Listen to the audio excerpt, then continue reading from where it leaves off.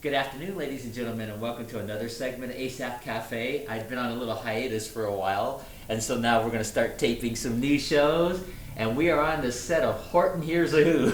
It is wonderful, Asaph. You remember that cartoon? Yeah. Now, what inspired you to think of this Horton Hears a Who? I don't know, I just wanted to do something different, so... Yeah. And because, we've been doing the backdrops like not Lost in Yeah, Space, you did a lot of Time TV Tunnel and TV nostalgia, shows, yeah. a lot of TV land stuff. I really connected to some of those, like the Land of the Little People. Yeah, Land of the Giants. So we did Land all of the that. So Giants, now we're the here, Horton opposite. Hears a Who, and there's And Horton the elephant. what do the people say at the end of the story?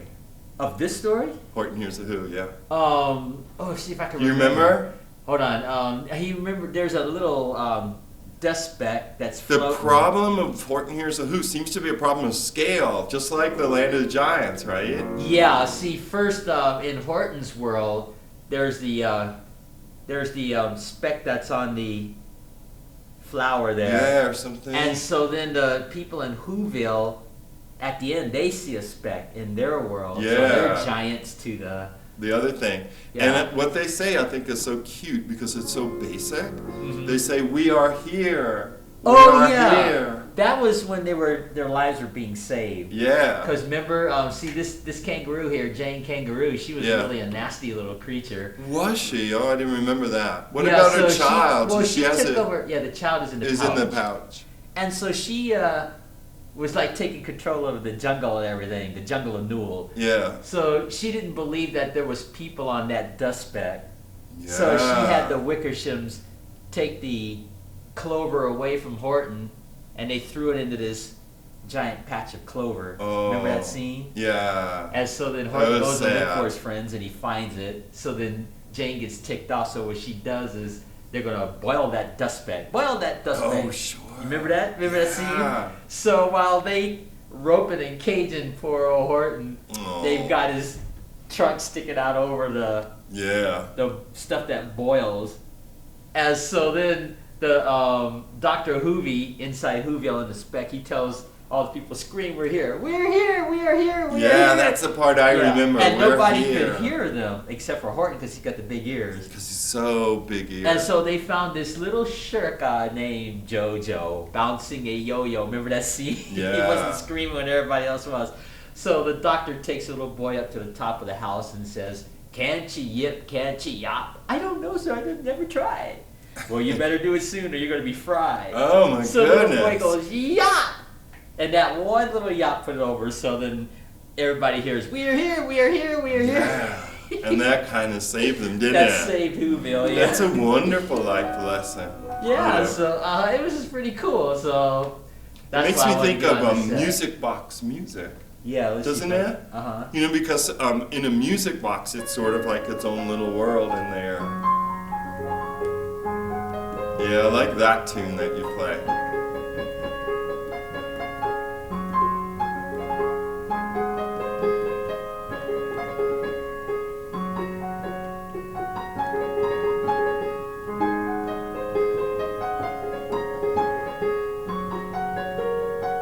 Remember this? Yeah. Yeah, music Nice. box dancer. I haven't done that in a while, but Now, did you ever take a music box apart when you were little? yeah, I did. But I did I wasn't too. taking piano lessons, so I Yeah. don't remember. Oh, I wanted to share this part real quick. This is the very beginning. Do you remember this? On the 15th of May, in the jungle of Newell, in the heat of the day, in the cool of the pool, he was splashing, enjoying the jungle's great joys, when Horton the elephant heard a small noise. That's how it all started with a small Yeah. noise.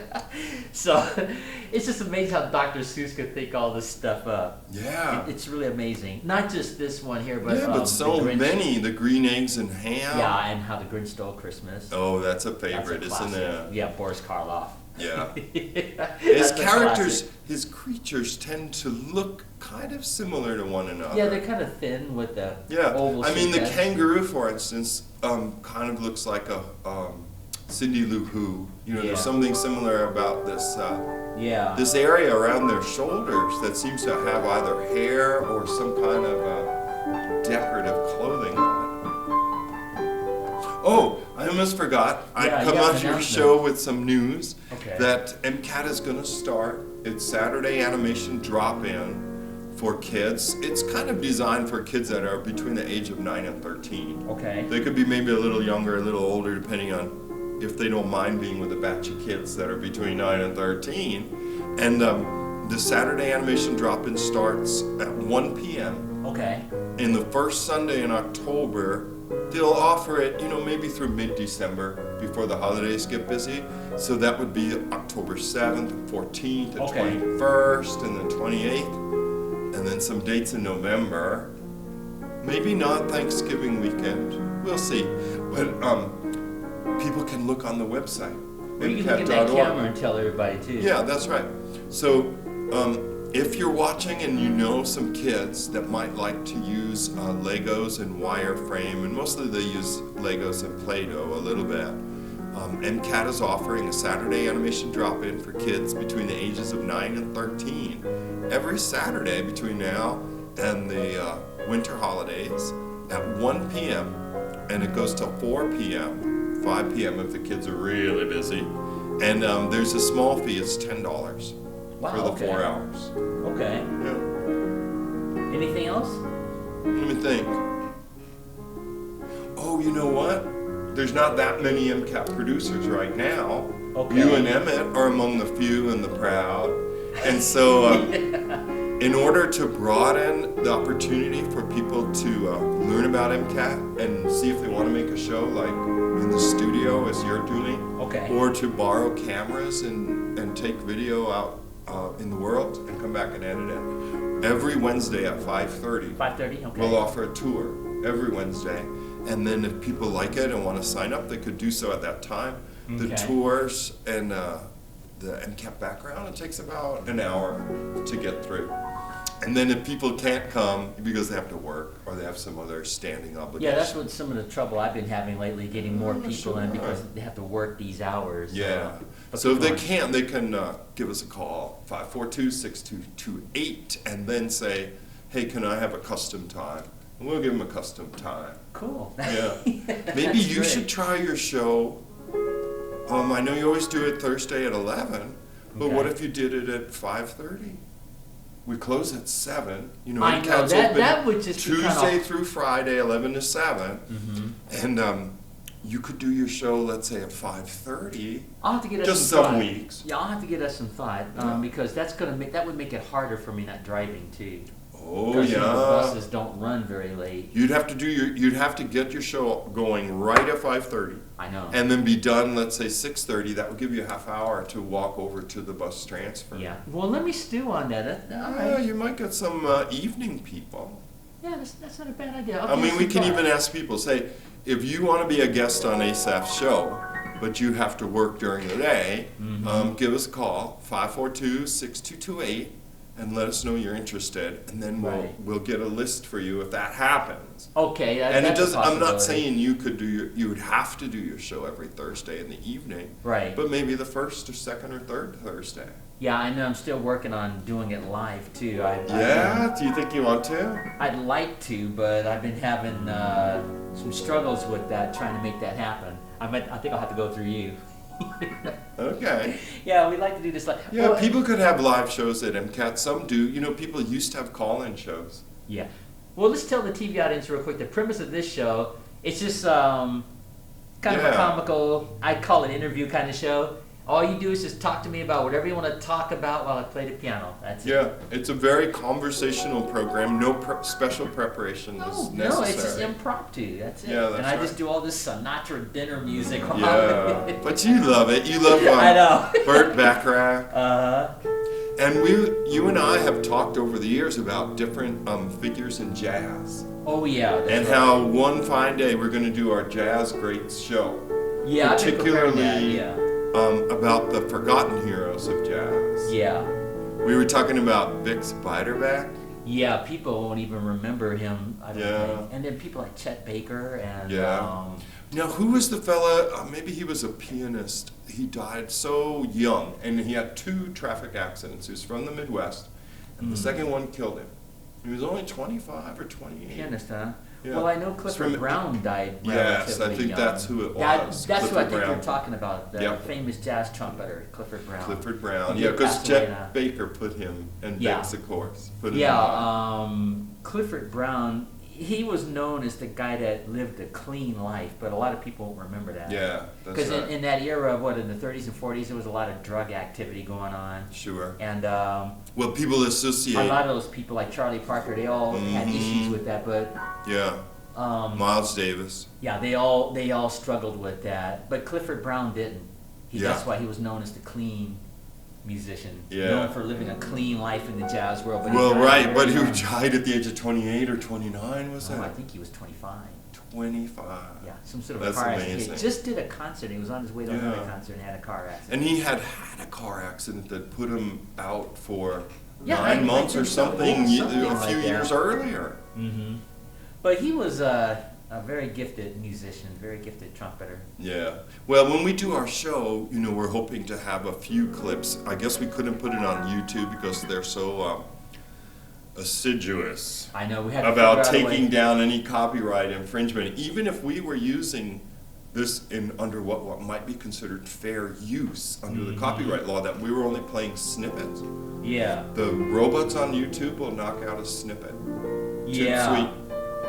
Scott had that problem with his Wake Up Missoula too. Right. And trying to play any music at all for more than 3 seconds.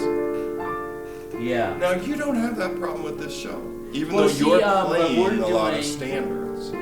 Well, yeah. Well, Noel told me that as long as I'm playing it on the piano, it's different than when you're using The an actual recording. clip. Yeah. And then also when you use still pictures like this, I don't think you'll have any copyright issues.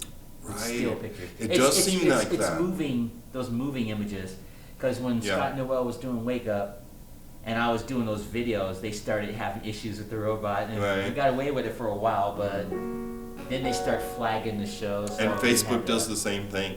We were trying to put on Facebook a political event last fall. Okay. And you'd think, well, there'll be no problem with that. It was a candidate holding a rally or something.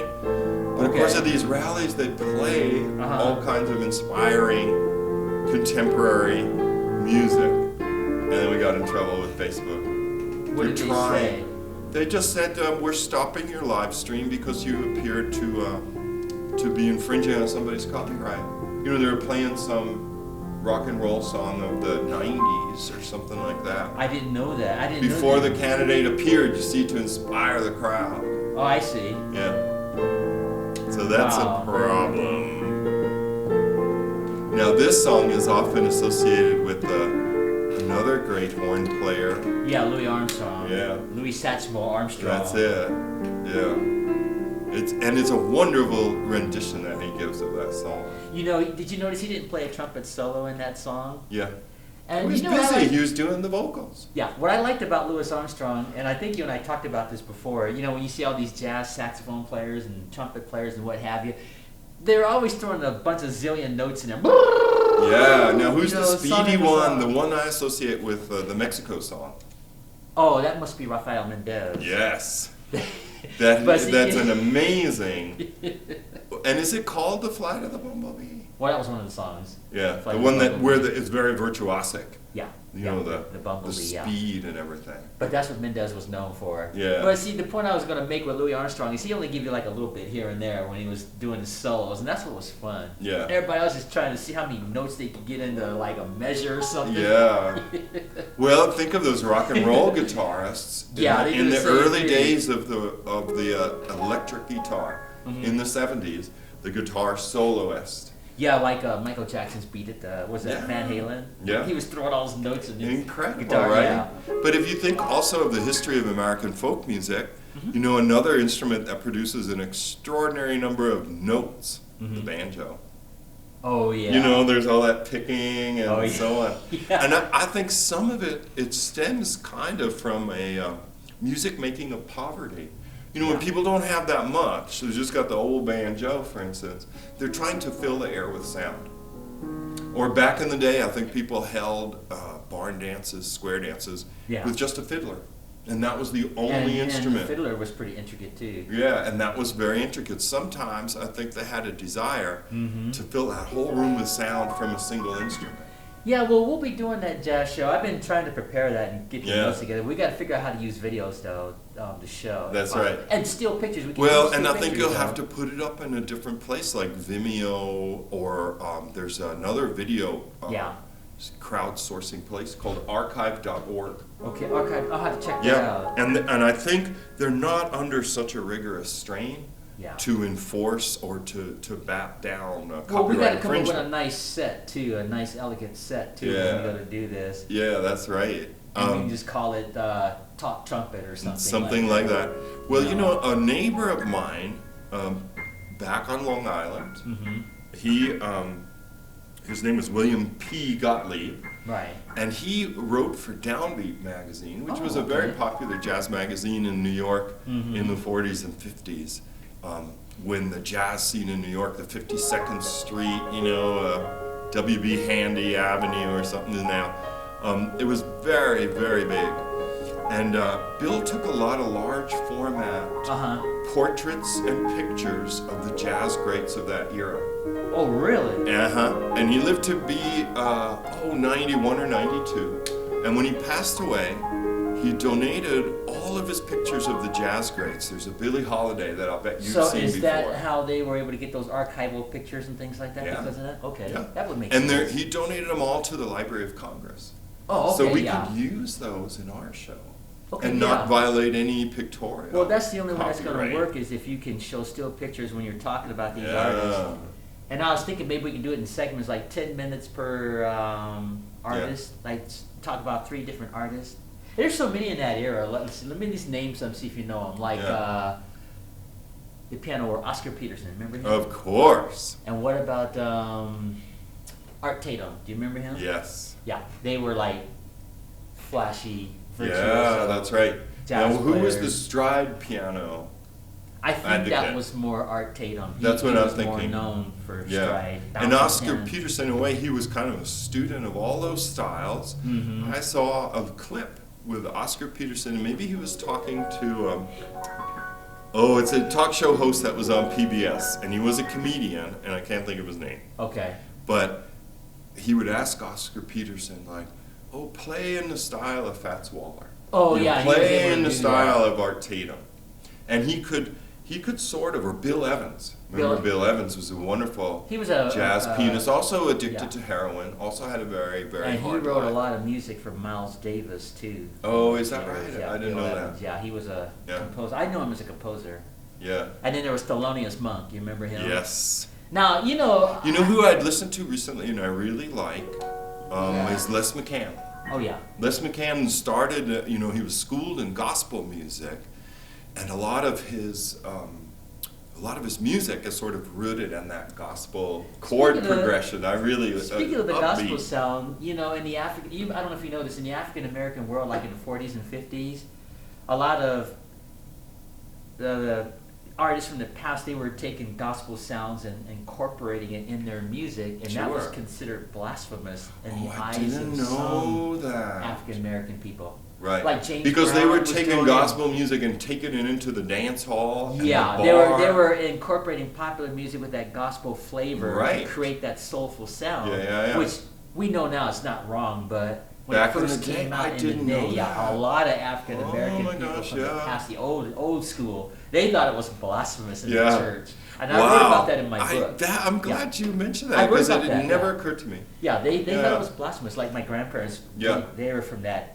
old school era. And they did not like seeing this incorporation. No, like Les because- McCann, he did that very successfully. Yeah, and I don't think it's wrong, but when anything is new, people Sure. always fear it, and I think that's what it was in the African American world Yeah. in the past.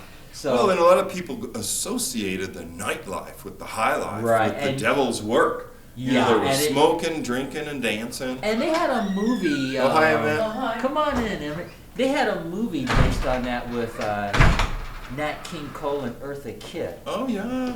I can't remember the name of the film. It was a 1940s film, and And they it was thought about this they- ideological this thing that we were struggle. talking about. Yeah, they were.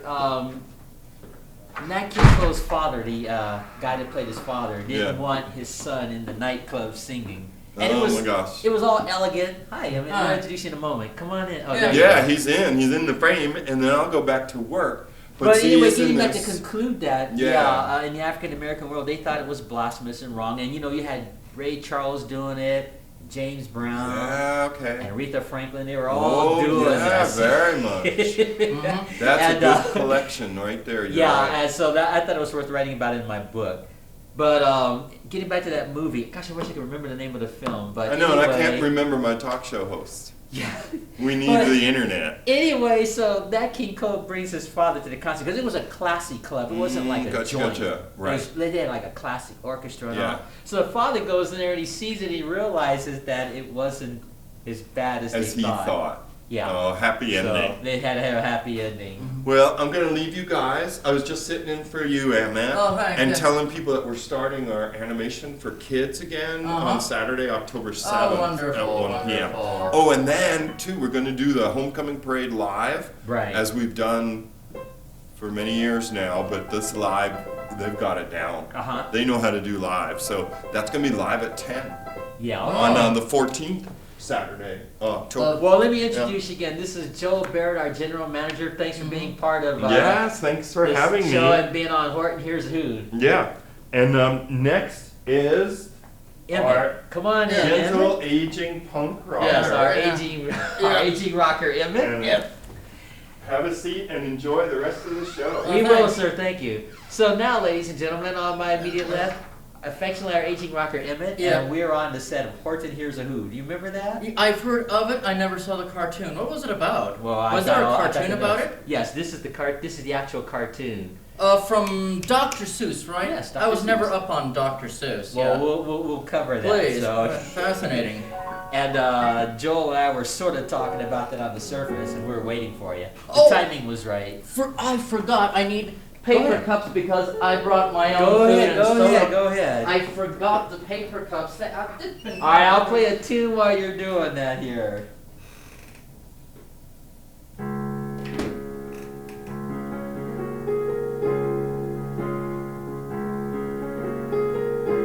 Yeah, the secret ingredient, of course, is a little different than Warden's, secret ingredient. Short version of Chariots of Fire. Yes. I just put that there for display, those plates and things, Yeah.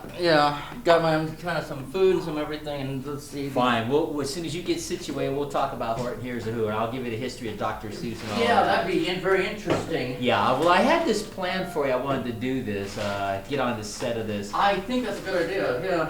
Now, We for the haven't done a people, show the for a people while. in the television audience, we've been putting ourselves on different shows of the past. Mm-hmm. Shows like I Dream a Genie with the real Barbara Eden. Mhm. Shows like Land of the Giants, Uh-huh. The Time Tunnel, Uh-huh. and Mm-hmm. we've just been doing, putting ourselves on all these shows. So today, this is the first cartoon that we're putting ourselves on. The Huh. very first cartoon. Well, think about it. Yeah, I guess The you're months, right. Yeah, all the months that we were doing television shows. I guess you're right. Oh, yes, of Take course. some of that secret ingredient. Yeah, there. Just put yeah, we haven't been actually doing a show Well, for a few weeks. I We've talked to done different Lori things. about that too because we, with that Yeah. summer camp they had on a month and a half. Oh, yes. So, and also this is our new season too. This is season 13. This particular episode. I forgot Wonderful. to mention that this is our first episode for season 13. Oh, and we're cool. starting it off with Dr. Seuss, Excellent, excellent. and of course with you too, and Joel made some announcements and so Oh, on. wonderful. So we've got plenty of time. Yeah, I always had to shave, and I had a couple of cups of coffee Don't down. worry Otherwise, about I'd be it. a nervous wreck if I don't have my coffee. Now, I'm not going to do too much piano playing in this episode, but let me read this to you to get this started. This is sort of like your surreal jokes, but a little Yes. different. And this is how this cartoon starts. Now, this cartoon came out in 1966. Mm-hmm. It's called Horton Hears a Who. Mm-hmm. And we'll get into the premise in a moment. But anyway, on the 15th of May, in the jungle of Newell, in the heat of the day, in the cool of the pool, Mhm. he was splashing, enjoying the jungle's great joys, when Horton the elephant heard a strange noise. Hmm. That's how the cartoon started. Interesting. See? Now, this is the scene here. Let me talk about this scene first, and we'll get more into depth. Mm-hmm. Horton, here on our right here, that's the elephant. Mm-hmm. And on our left, this is Jane Kangaroo. That's her name. And if you look at the image, her offspring is in her pouch. Mm-hmm. He doesn't have a name. So the narrator just calls him, and the small kangaroo in her pouch. Yeah. That was his name. Uh-huh. The small kangaroo in her pouch. That's all they always introduced him. And so, so he would just do what his mom would do. So she'd be like, Horton, we've got to do something about you. And the small kangaroo in her pouch said, me too. You know, just kind of mimic. Yes. But anyway, getting back to this poem here, that's how this whole cartoon started. There was a little piece of dust that was floating in the air, just a white speck of dust. Yes. And Horton has big ears, so he hears a cry for help. The dust speck is saying, help, help, Interesting. help. So he sees the dust speck floating at the beginning of the cartoon, and it's headed toward a waterfall, you know, like Niagara Falls. Horton says, you know, there must be something alive on that dust speck. I better save it because, after all, a person's a person no matter how small. So Horton runs across the lake, and he takes his trunk and he catches the dust speck and he puts it on a clover, a flower clover. There, now you're safe. And so he has a conversation with the people inside the dust speck, and it happens to be a town called Whoville. And they have their churches and their cities and everything because they're very, very small. But Jane Kangaroo doesn't believe that there is life on this speck of dust. So she goes and tells all the other animals in the forest that Horton's schizophrenic, is what they call it. You know how cartoons are. Yeah. So all the cartoons think that he's nuts. Including Jane Kangaroo. And so Horton's all by himself and he's talking to the dust speck and nobody can see the dust speck. So that's why they think he's nuts. And so finally, Jane takes it upon herself. She says, we got to do something about this. This is influencing our kids. We can't have this elephant talking to a dust speck on a clover. So there's this eagle, Whizzle McQuarf is his name. And so before they get to the eagle, Jane right here, she talks to the Wickershams. There's these monkeys called the Wickershams, right? So they take the clover away from Horton. There'll be no more talking to who's who or not. There'll be no more talking to who's who or not. And here's the song. It goes like this. Have you heard it? Nope. Never saw the cartoon. Yep. Here's the theme.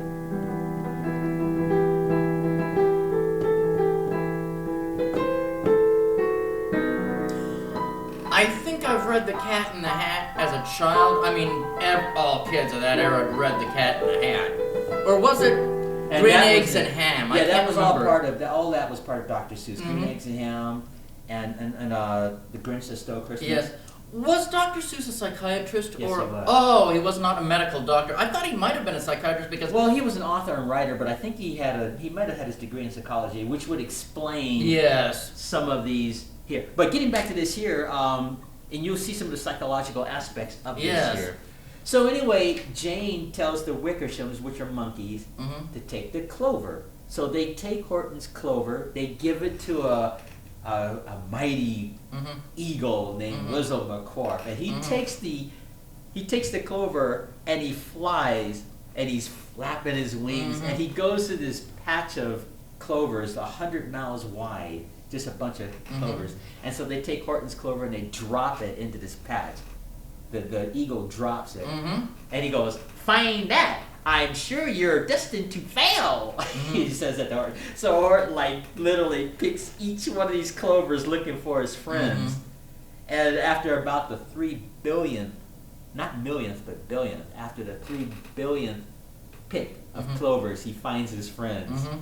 So then he takes the clover back to the jungle and Jane gets ticked off. So what they do is, "Horton, for days now you've been talking to persons who've never existed. Such carryings on in our jungle, our peaceful jungle, can't be tolerated. And so you're going to be roped and you're going to be caged." And so all the animals, they come after Horton. He's going to be roped. He's going to be roped. Horton the elephant's going to be roped and he's going to be hanged and so on. So they tie him up, right? All the animals they tie him up. They put him in this cage, and then they have his trunk sticking out of the cage, and they have this bezel nut oil boiling. As for your dust speck, we're gonna boil that dust speck. So his trunk is sticking out over the boiling stuff, and he's holding on for dear life with his trunk. He's holding on to the clover with the people of Whoville on top. And so they're saying, boil that dust speck, boil that dust speck. Bezel nut, rah, rah, rah. And so then the people of Whoville, they're so tiny, and nobody can hear them but Horton, see? So Horton says, you very small persons will not have to die if you make yourselves heard, so come on now. And so they're all screaming, we are here, we are here, we are here, and nobody can hear them, up in Whoville. And so Dr. Whovie, he's running around the whole town of Whoville, seeing if there's anybody not cooperating or shirking off, as the saying goes. And he finds this little boy named Jojo. Jojo's bouncing a yo-yo, and he's not helping his town, screaming, we're here. So the doctor picks up the young twerp, as the saying goes, and takes him up to the top of the tower and says, come on, boy! Your town needs you! Scream! We're here! I don't know, so I never have tried. And so the doctor says, you better try soon or you're going to be fried. So the little boy goes, yop! And that one little yop put it over. So then with the whole town saying we're here and that little boy saying yop, it comes through the clover. We are here, we are here, we are here, we are here, we are here. So then all the animals in the forest hear it. So they let Horton go, they untie him, they stop boiling the bezel nut oil, and the whole town was saved. So that's kind of the episode of Horton. Interesting. Yeah.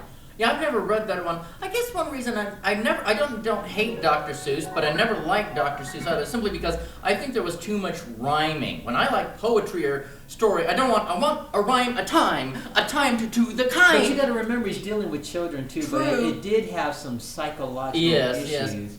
Like instead of saying schizophrenic, they said schizophrenic. Is Yeah, how they yeah. pronounced it. Yeah. Even as a stuff. kid, I never liked rhyming. I don't know why. Even songs that I've made or poetry. I've even written surreal poetry. It never really got published, but it never rhymed. I've never been a person that rhymes. I like the rhyme according to the time. Rhyming. Yeah, rhyming. The stories are okay, but the rhyming, just, Right. Well, anyway, that Interesting, yeah. I never hated Dr. Seuss, but I haven't thought about Dr. Seuss since you brought up, the Grinch that stole Christmas and Well, everything. we'll talk about Grinch in a moment, but before we do, since you weren't here at the beginning, why don't let's do a prayer here in the middle of this here. Thank you, O Lord, for our food and our time together. Thank you, Lord, for Asaph reminding us in Jesus' name. Amen. So that just gives me extra strength too. Yeah. Now, getting back to this cartoon here, it's just such a happy cartoon. If you think about it. And in fact, this cartoon is so popular, they did a movie, an actual movie, with the same poetry. Yes. They had to add more things, Yes. because it was a movie. And, Was it live action or cartoon animated? No, it was live action. Amazing. Yeah. And it was like animatronics, I believe. Like when they had Horton and the kangaroo. And they had an interesting bunch of people that lent their voices. Jim Carrey was Horton. Carol Burnett was the kangaroo, Jane Kangaroo. And it was just like reading the Dr. Seuss book, but it was in movie form, like animatronics, special effects. Yeah. And they had to add some things, just like the Grinch, Stole Christmas. The original was the Boris Karloff version, and you saw that, didn't you? The original. Years I'm not ago. talking about the movie. I'm talking about the original. The original cartoon years ago. I think when I was 8 years old. Yeah. That was years ago. Yeah. Well, see, in the cartoon, Was I 7? The Grinch That Stole Christmas. Basically, the Grinch was already an adult in the cartoon, and he lived in Whoville. Everybody, all the Dr. Seuss's characters, they all live in Whoville. Different. They're like different cities, but they're all called Whoville. And then the people are called Who's, WHO's. So, like, the people in this cartoon, they were Who's. And then in the Grinch, they were Who's. Like Whoville. So anyway, getting back to the Grinch, in the cartoon, Boris Karloff was the narrator, the actor that played all the scary movies. He had that distinctive voice. So he was the narrator. And in the cartoon, everybody in Whoville liked Christmas, except for one, the Grinch. Ta-da! Nobody knows why the Grinch doesn't like Christmas. Maybe his heart was too small. This is all narration. Oh, yeah. That's all narration. And so, for 53 years, I put up with this here from Whoville, and I know the noise, and when Christmas comes, the kids will be playing with their toys and making all this noise, and the Grinch didn't want that, so he says, I've got to find some way to stop Christmas from coming. So he thinks he's going to stop Christmas, right? Yes. He puts on a Sandy Claus, they call it, Sandy Claus outfit. And he goes to Whoville, he steals all the trees, all the toys, all the food, the roast beast, they called it. And he didn't even leave a crumb for a little mouse, it was so small. And Cindy Lou who was no more than 2, saw the Grinch in the Santa Claus outfit, and she's like, Santa Claus, why are you taking our Christmas tree? Oh, yeah. And he thought up a lie, and he thought it up slick. He goes, oh my dear child. I'm going to move it from one place to another place. He goes, in the room. there's a light in this tree that won't light. So I'm going to take it to the North Pole and fix it. And the little girl believes it. So the Grinch gets her some water, sends her to bed, but he steals everything, right? He steals all the toys, thinking he's going to stop Christmas. I'm leading up to something. Yes, I know. Yeah. So the Grinch goes up to Mount Carmel, I think is the name of the mountain. And so he's looking, now I'm going to see them all cry, and that's what I got to hear, right? And the people in Whoville, they know their stuff is taken. They all hold hands and they give thanks. Isn't that cool? Yeah. They have no Christmas, no toys, but they just give them thanks. Actually, they're just giving thanks for Christmas, actually to God, if you want to be technical. They're giving thanks for Christmas Day, even though they don't have their toys. And so the Grinch did not stop Christmas from coming because Christmas came. And so he's feeling like, I don't get this. How come they're not crying? And then the Grinch realizes it's not about toys. It's about your family, giving thanks and all. And if you get toys, that's cool. So the Grinch decides he gets a change of heart. So he decides he's going to return the toys, but he had the toys up on top of a mountain, and they were about to fall off a cliff. All the toys, they would have been destroyed. And so the Grinch all of a sudden gets this strength. He gets this strength. The strength of 10 Grinches plus 2. And he picks up the whole toys, and he slides down the mountain, and he goes back to Whoville, and he returns all the toys, and guess what? The Grinch gets to carve the roast beast. Isn't that cool? That's a real cool lesson there. And it's the same with this Horton Hears a Who. The people of Whoville are saved. And so the message on that is no matter how small, a person's a person, no matter how small. Interesting. But this had a twist at the end of this cartoon because the people in Whoville, they're saved, right? And nobody can see them because they're too small. They're just in a dust speck. So the people of Whoville, they see a dust speck fall from their sky, crying help. So the whole thing starts all over again, but instead of it being Horton's world, it's Whoville's world, and they save that little tiny dust speck. And then the cartoon ends that way. It ends with a question mark. Interesting. Yeah, but when I was a kid, everybody read Dr. Seuss's books. Yeah. The Green Eggs in Ham. Oh, yeah. And there was just so many others. And they made movies of. Oh yeah, I remember. Yeah, I think they made a movie called Green Eggs and Ham. Oh yeah, I'm sure they did. Yeah. And they made a movie, the Grinch movie, Jim Carrey. And they also made a movie with this here, Horton Hears Who, which I think was one of my favorites, with Jim Carrey. Jim Carrey did the Grinch, and he did Horton. Lent his voice to both. But what I liked about the movie version of this cartoon, they had some really cool special effects and things like that. And it just had a happy ending, just like the cartoon. It was more sophisticated because the people of Whoville, they're like, we are here, we are here, we are here. They did the same thing, and nobody could hear them. And the mayor of Whoville, his son was like the scientist. Well, they had to make it more for adults, Oh yeah. Things. He was like the scientist kid, this genius kid. And he saves the day, just like that little boy in the cartoon saved the day. So the scientist little boy, he takes this big, like a telescope, and he goes, "Ah, we're here!" And it causes all the sound to go up through the clover in the movie version, so they could hear it. You know, it reminds me almost, and I had forgotten about this, but I was thinking about it as you were telling this. I have it somewhere on tape, and I think during this Christmas season, I'd like to get it out. I think it's on, it's got to be on my top shelf.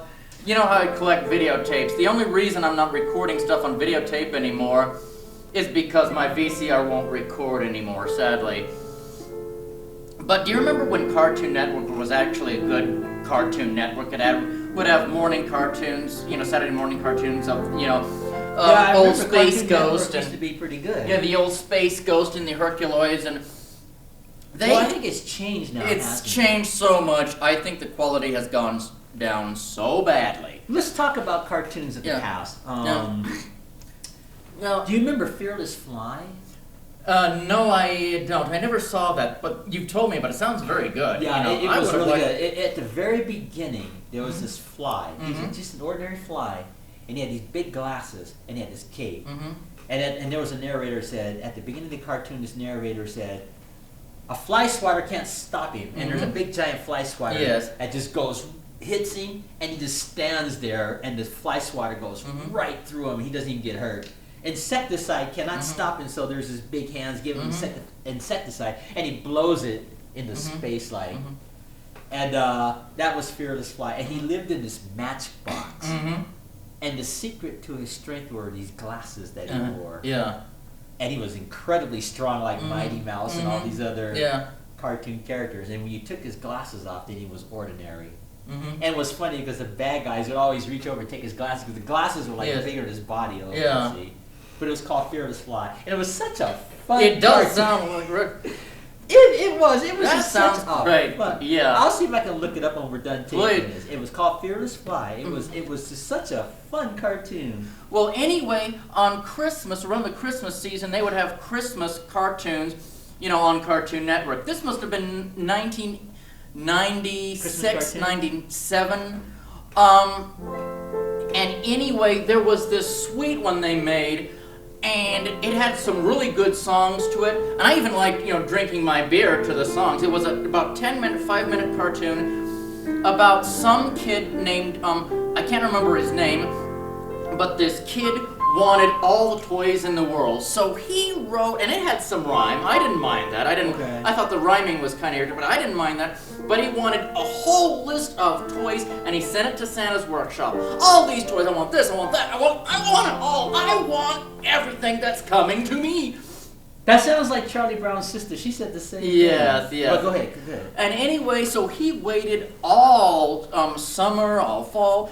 I just can't wait for old Santa to show. I just want all these toys. Nothing could do good for me. Well, he wrote it to the wrong address, and Santa was going, all this for one kid? Jeremy Krieger. I can't remember where do I get this? And then they were in the summertime doing, you know, the work for Santa's workshop, you know. We've got to make these happy toys, and we've got to do so much work with Santa and his elves. We've got to make toys and lots of cheer and lots of hoy, hoy, hoy. That's what Santa was singing, and all the elves. And good beer drinking, and just a happy song. You recognize this?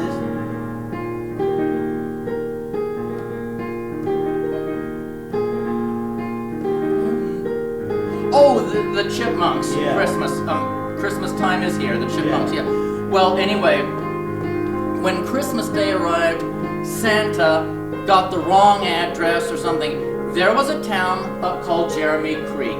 They hadn't had Christmas in years. They were the poor town of poor children, and all the children of the town got all these wonderful toys. I see. And they were so happy and got on the news. And I mean, the little boy finally, who had wanted all this, realized how greedy he was, and he went under the Christmas tree to just cry, because he realized how greedy he was. He wanted all this stuff, and all these, you know, kids, you know, got all this stuff. And guess who came? Santa Claus. Santa Claus was magic, so he shrunk himself down to this size, Okay. and he said, well, I know about all, and how you are so greedy, but look at all the kids you've made so happy. Uh-huh. You don't have to be, I know about all, so what do you think? Maybe you didn't get anything. And he realized, no, maybe I didn't get anything, but I've made Right. other people happy, the little boy said, and he kind of started crying, and it was just such a sweet, sweet 5-minute cartoon. I couldn't Oh, I believe it. It was see. just And that was 5 on the minutes. Cartoon Network, Yes, huh? I have it Right. recorded somewhere, and Right. I loved that. I've watched that so many times. What a sweet cartoon! What a sweet idea! You know. And some of those cartoons that have passed, they Yes. some had messages and some were just clean. Oh, and yes, fun. exactly. They weren't sinister looking. It was just fun. Exactly. And let's see if I can, let me talk about Charlie Brown Christmas. Oh, for a I second. loved that. Yeah, I loved that. There's a scene at the beginning where Charlie Brown's sister, I can't remember her name, but anyway. Was it Lucy? No. Linus? The sister. I don't remember. Charlie Brown's sister. Well, anyway, now she says, It wasn't "Brother, Pep- can you?" No, not Peppermint Oh, Patty. God, now I don't remember. Oh, I'm on a She mental says, block. "Can you write a letter to Santa Claus for me?" Oh, yeah. And so Charlie Brown says, "Okay, hurry up, because I had to go to the auditorium." Mhm. Dear Santa Claus, I've been a good girl this year. Did you have a good summer? I have been extra good, so I want extra toys. And Charlie Brown's like, "Oh, brother." And so then the little sister says, "I'd like 2 of each, and if it's too much trouble, how about send money? How about 10s and 20s?" And Charlie Brown goes, "Oh, brother!" So he throws a note up in the air, and he goes, Yeah. "Even my sister is all Gone commercialized." commercial, She yeah. She says, "Yeah, I just want what's coming to me. Yeah, Just I like want the my cartoon fair character, share. just like the Yeah, cartoon exactly, character you're talking about, hilarious, yeah. So it was such a funny cartoon, but that went on to become the #1 cartoon Mhm. on television Mm-hmm. because they put the biblical account Yes. of the Mhm. Christ's birth and from the book of Mhm. Luke in there, and Mhm. that caused that cartoon to become #1. Absolutely. Yeah, seriously, I've checked the documentaries on that cartoon, and the creator Charles Schultz got a lot of heat for that. Yep. Before they aired Oh, it, yeah. because he insisted that they put the biblical account of Christmas in that cartoon, and all the producers were like, "No, you can't do that. You can't do that," and he stood his ground. Mm-hmm. And that cartoon has stood the test of time of all the Schultz cartoons Mm-hmm. to this day. Mm-hmm. When they show it on television every Mhm. year, they always have that part. Charlie Brown's like, "Isn't there anyone who knows what Yeah. Christmas is all about?" And Linus is like, "I can tell you, Charlie Brown." And he quotes in the book of Luke, Mhm. "And there were in the fields Oh. shepherds." Oh, I got the walk clock here. Okay. "Abiding in the field, keeping watch over their Mhm. flock by night, and lo, behold, the angel of the Lord Mhm. comes." I can't quote it that well because I don't have it memorized, but Right. my point is that they did the biblical account, Mhm. and I just thought that was cool. And Oh, it did. absolutely. It caused that cartoon really to become #1 Mhm. when it first aired Yeah. in 1960-ish, whatever it was. 1967, 68 or so, Somewhere 65, around there, 66. yeah. Yeah, It around was that somewhere time. around that time zone. Mm-hmm. And that was unheard of that they would put the actual biblical Yeah. account in a cartoon, but they did, and it Mhm. worked. It worked. So, Yeah, definitely. because that's what Christmas is really about. I mean, yeah, there's Absolutely. nothing wrong with toys and Santa and all that. Yeah, and beer and roast Yeah, beef. no, there's nothing wrong with that, But but the main thing is Christ. exactly, and I'm glad exactly. that Schultz stood his ground Absolutely. and put that in there. Yeah. Yeah. And it's always fun. When I was a kid, we Mhm. always looked forward to watching those Oh, Charlie yeah, Brown yeah. cartoons every Mhm. year. It was the Grinch, Charlie Brown, Mhm. Frosty the Snowman. Oh, yeah. And oh my goodness, just a bunch. Oh, the drummer boy, the little drummer Oh, boy. yeah, yes, yes. That was a religious Mm-hmm. overtone Yeah, it cartoon was. too, the little drummer boy. Mm-hmm. He has an encounter with Christ in the cartoon, if I Mhm. remember. Mm-hmm. And he changes because he was like bitter and angry Mhm. at the beginning of the cartoon. Mm-hmm. And he has this encounter with Christ and he changes. Yep. So those are just like all fun, happy Oh, absolutely, yeah. cartoons. But I think that the Charlie Brown Christmas is still the #1. Yep. I still think they play that every year. I don't know if they do that anymore. No, they still play it. Wonderful. I was thinking on the 25th, I just realized it's the 28th now that we're filming. Uh-huh. In less than 3 months, it will be Christmas Day. And I'm getting ready to play the mall soon too, so Yes. I'll invite you to that too. That's coming Yeah, up it is. Yeah. and stuff like that. So I've been preparing for it and all. Yeah. Just 3 months. This year has gone by so fast. Yeah. It has gone by like Yeah. zip. Yeah. I mean, it's already September 28th. I know. And my birthday's coming up next month too. Happy birthday, early Thank you, happy yeah, October, birthday. yeah, thank you. October 26th. So. Well, my birthday's coming up in December, and I'll be the big 50, 50. Oh, you won't feel any different. No. You really won't. And I mean, I'm so close to 50 already. well, that's why it's fun calling our aging rocker. It's so fun. It's just Yep. perfect character there. Yep. But yeah, we got about 5 minutes left. It just went by so fast. Oh, If yes. we do another tape, we can continue this here. Yes, absolutely. But getting back to Dr. Seuss, he just left a wonderful legacy of fun characters Oh, yeah. and cartoons. He did. Yep. And I did a story on him on Scott's show Mm-hmm. on Dr. Seuss. He would be something like 115 now if he were Oh, alive. amazing. Well, you got to remember this is way back. That's a good point, yeah. Yeah. But he left the world some fun cartoons and some fun characters. And we're on Horton Hears a Who. Yep. That's the name of this cartoon for people watching this that might say, oh, I remember this. Where did this come from? This is Horton Hears a Exactly. Who. Jim Carrey did a wonderful job too, and all the rest of the people in the movie version too. So it was fun. Let's see.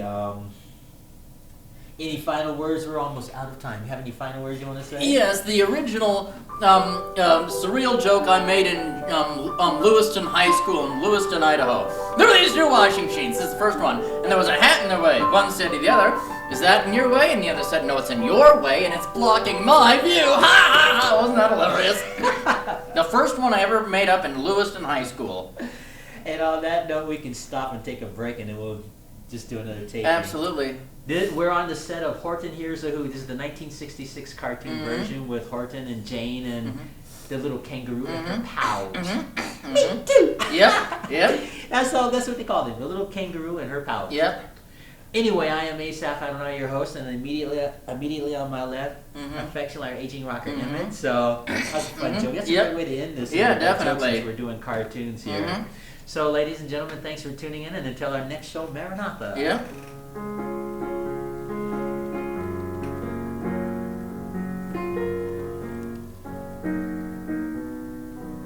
Okay, just make yourself at home, touch everything down. Yep.